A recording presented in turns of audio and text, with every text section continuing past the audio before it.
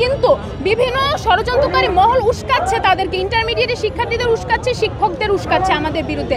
আমরা শান্তিপূর্ণভাবে আন্দোলন করছি এবং আমাদের দাবিটি রাষ্ট্রের কাছে উত্থাপিত করেছি।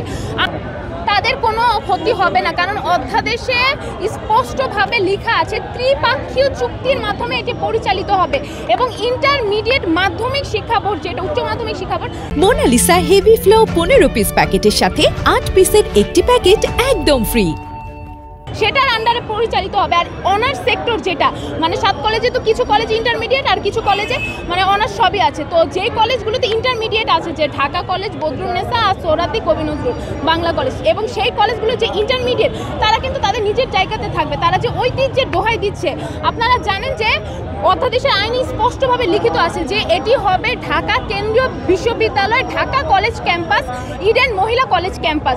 সুতরাং ঐতিহ্যের যে জায়গাটি তাদের আতঙ্ক, সেটি কিন্তু থাকছে না। কিন্তু বিভিন্ন ষড়যন্ত্রকারী মহল উস্কাচ্ছে তাদেরকে, ইন্টারমিডিয়েটের শিক্ষার্থীদের উস্কাচ্ছে, শিক্ষকদের উস্কাচ্ছে আমাদের বিরুদ্ধে। আমরা শান্তিপূর্ণভাবে আন্দোলন করছি এবং আমাদের দাবিটি রাষ্ট্রের কাছে উত্থাপিত করেছি। আমরা চাই যত দ্রুত সম্ভব রাষ্ট্র আমাদের দাবিটি পূরণ করবে। আপনার নাম?